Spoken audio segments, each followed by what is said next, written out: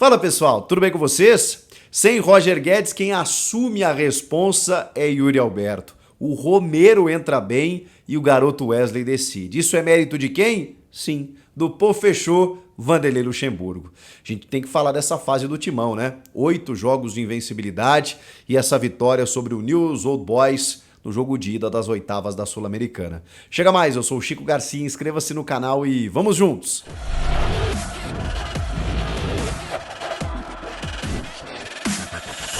Foi mais difícil do que eu imaginava. O Corinthians mereceu a vitória, jogou pra isso, e olha que sofreu uma pancada antes da bola rolar. O Roger Guedes, como a gente já trouxe aqui no canal, não joga mais com a camisa do Corinthians, foi negociado com o Al Rayyan do Catar. Só que antes do jogo, tem uma nota do clube dizendo que ele está indo viajar, recebeu a oferta e tudo mais, para fazer exames médicos e que o clube vai acompanhar, monitorar essa negociação. Aí, o Roger Guedes, ele próprio, grava um stories e publica na sua rede se despedindo do torcedor do Corinthians. Mais do que isso, comemorando a negociação, dizendo que está muito feliz e que o Duílio sempre soube que era um sonho dele jogar no Catar. Olá pessoal, estou aqui para anunciar minha saída do Corinthians. Estou muito feliz com a negociação, era um acordo que eu tinha com o presidente Duílio lá atrás quando eu vim para o Corinthians. E dei meu melhor sempre pelo clube, espero um dia poder voltar e fica meu carinho a todos, aos torcedores que sempre me trataram muito bem, a todos os funcionários do clube, aos jogadores que eu tenho um carinho enorme e me ajudaram também nesse momento. Eu estou muito feliz, estou fechando com a equipe do Catar, com o Al Rayyan. É um sonho que eu tinha de jogar lá, o presidente do Duílio sabia, o Corinthians sabia desde a época que eu vim. Então, onde eu decidi junto com a minha família que isso ia ser o melhor para mim no momento. Então, fica aqui minha gratidão especial para o Corinthians e vai Corinthians. Bom, provavelmente isso não pegou bem com o torcedor, né? A questão de sair, receber uma oferta melhor, o acordo que ele tinha com a diretoria do Corinthians, tudo dentro da normalidade. Agora, você colocar isso da forma como ele colocou, né? Ele praticamente comemorou a saída. Enfim, acho que ele não conduziu bem essa mensagem que ele deixou ao torcedor. Mas essa é só a minha opinião. O fato é que o Roger Guedes era uma figura fundamental no time e ele sai e se despede no momento em que a bola está rolando ali praticamente. Por isso que era importante o Corinthians vencer o jogo exatamente por conta disso. Para, sei lá, né, virar essa página, para que o torcedor entenda, para que o time consiga entender de que dá para viver sem o Roger Guedes, que existe vida sem o Roger Guedes, é claro, né? Os jogadores falaram na zona mista, inclusive, o Maicon deu uma declaração até bem firme, né? Dizendo, cara, todo sucesso do mundo para ele, que Deus abençoe a vida dele, mas nenhum jogador é maior que a instituição. E é isso aí. O Corinthians vai... existiu antes do Roger Guedes e vai existir depois, né, gente? Não vamos...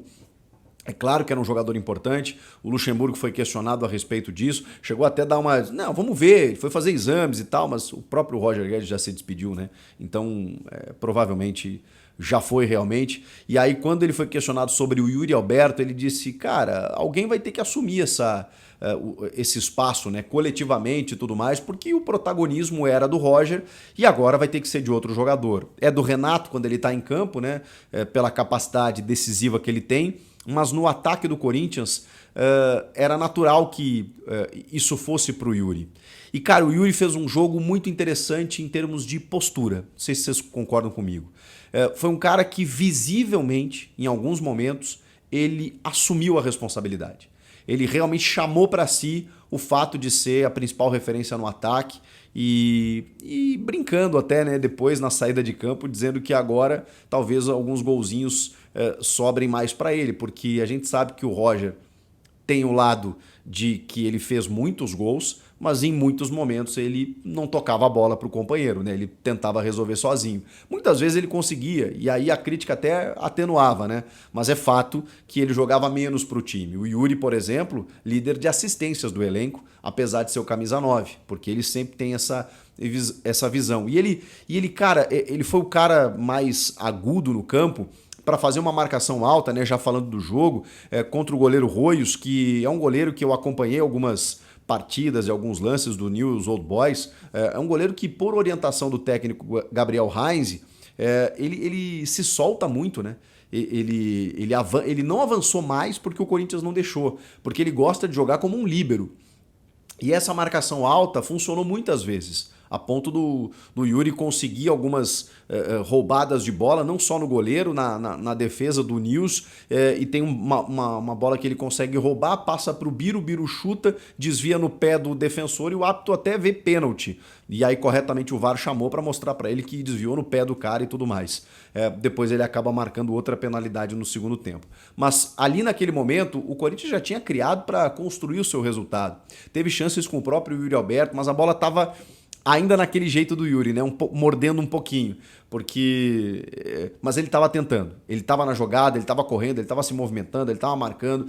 Na hora do pênalti, por exemplo, antes de cobrar, ele já chama e diz: eu vou cobrar. E aí o VAR anulou. E aí vem no segundo tempo a penalidade em cima do Juan, que eu achei bem discutível, tá? Acho que não foi o suficiente para derrubá-lo. O VAR preferiu não interferir, manteve a decisão de campo. E o Yuri foi lá, cobrou e cobrou muito bem. E ali empata o jogo no começo do segundo tempo, de uma situação que poderia se tornar um pouco complicada para o Corinthians. Mas vamos lá.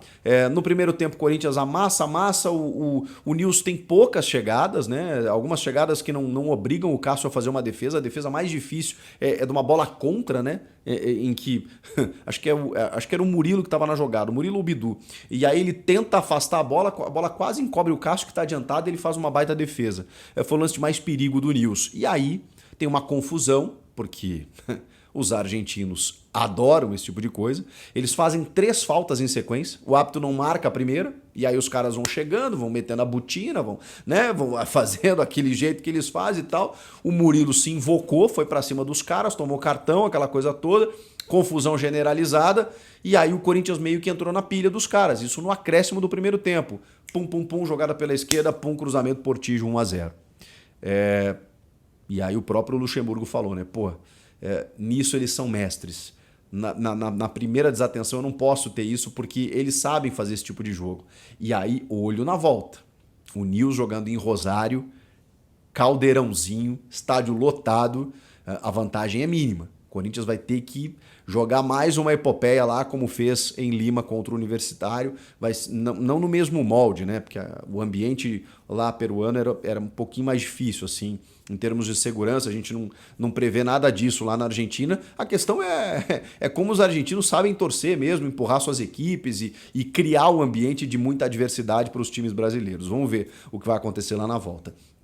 Por isso que era importante uma vantagem. Você já imagina ir perdendo ou pelo menos empatando em casa. Aí o Yuri Alberto empata e aí tem a tacada de mestre do Vanderlei Luxemburgo. Primeiro é preciso dizer que no intervalo do primeiro para o segundo tempo o Cássio machuca e entra o Carlos Miguel, o incrível goleiro que não toma gols. É impressionante, cara.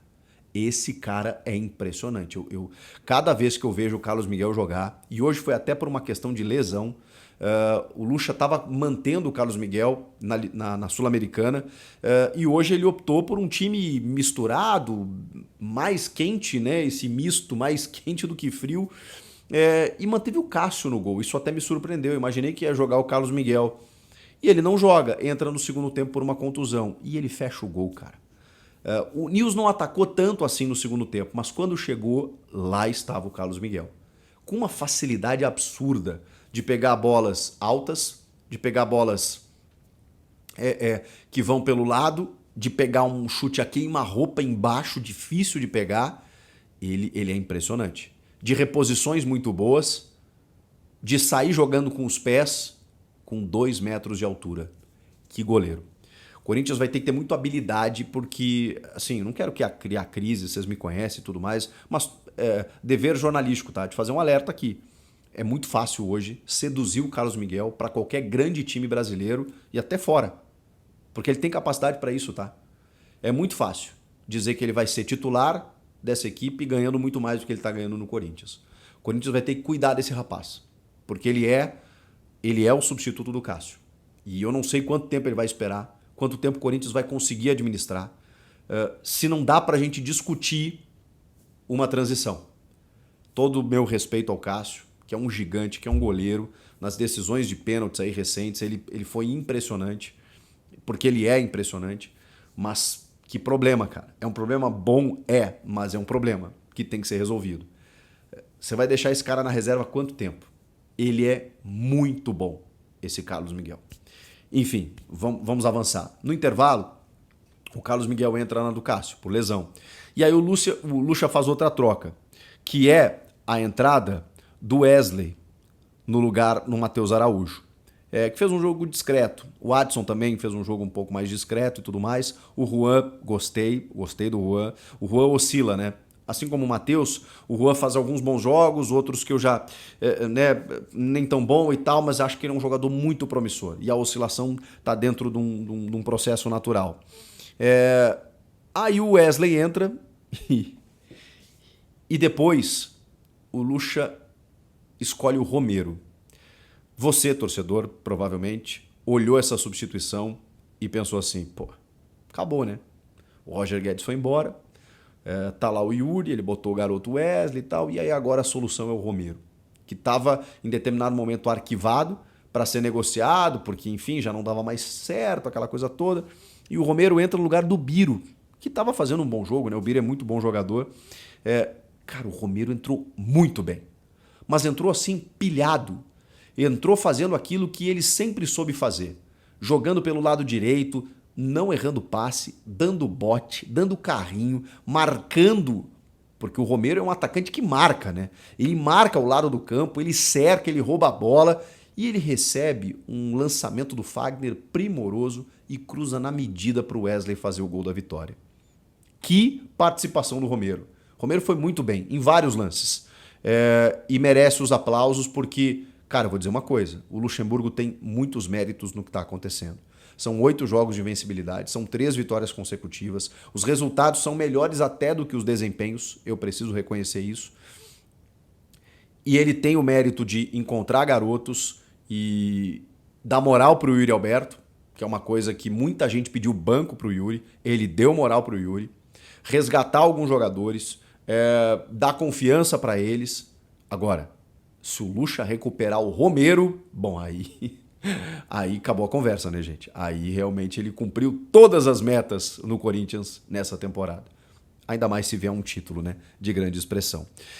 Bom, depois que isso acontece, aí o Lucha foi um pouco criticado, mas ele correu um risco que, né, a gente pode considerar, porque aí ele faz 2 trocas. Ele tira o Fagner, coloca o Gil, passa o Bruno Mendes para a lateral, Gil e Murilo os zagueiros, e depois coloca o Fausto Vera na do Juan. E aí coloca um ferrolho na frente da defesa para tentar segurar um pouco mais a bola. E aí o Nils cresce, porque você fazendo isso traz o adversário um pouco mais para o teu campo. Claro que tinha as escapadas do Wesley, claro que tinha a possibilidade do Corinthians ainda buscar um terceiro gol, e quase aconteceu, mas também era natural que o adversário pudesse tentar o empate, e foi o que quase aconteceu, não fosse o Carlos Miguel. Eu como eu disse, né, assisti alguns jogos do Nils, e é um time que não estava bem no Campeonato Argentino, terminou na metade da tabela, o campeonato já terminou com 27 rodadas, e apesar de estar bem na Sul-Americana, né, no Campeonato Argentino não estava, e eu pensei, olhei individualmente os jogadores, né, o lateral Mosquera, o Recalde, né, o Recalde, o Paraguai, o centroavante, esse sim, ele obriga o Cássio a fazer uma boa defesa no primeiro tempo, bom finalizador, esse sim levava medo e tudo mais, o Esforça, bom volante, mas assim, nada demais. E pensei, caramba, o Corinthians não vai ter dificuldade para vencer esse jogo. E teve porque em Copas, né, os argentinos eles se transformam, jogo eliminatório, sabem jogar qualquer tipo de Copa, então assim, sempre é difícil. E lá na Argentina vai ser pior ainda. Então a vitória foi fundamental, pela forma como se apresentou o jogo, pelas circunstâncias de antes você perder o teu principal jogador na temporada e da forma como perdeu, assim, do nada. E aqui vai uma crítica também à diretoria do Corinthians, né, que não se planejou, sabia do acordo com o Roger, sabia que ele era o melhor jogador e o mais visado e poderia sair na janela para a Arábia Saudita, para o Catar, para os Estados Unidos, para qualquer lugar, e não se precaveu.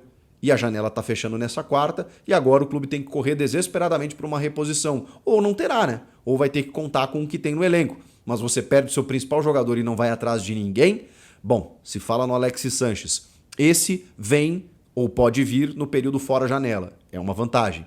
Mas tem que inscrever até o dia 8 de agosto, se quiserem que ele jogue contra o São Paulo no Morumbi dia 16.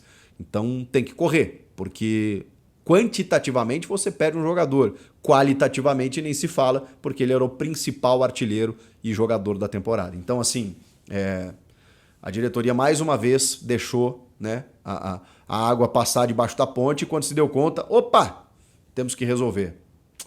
Mas enfim, o Corinthians superou tudo isso, venceu o News Old Boys, que se mostrou um time muito mais valente e qualificado do que se imaginava e ainda assim construiu uma vantagem. Agora, jogo de volta na Argentina para poder avançar. E aí, o que vocês acharam do jogo? Comenta aqui, inscreva-se no canal e eu volto na próxima. Tchau!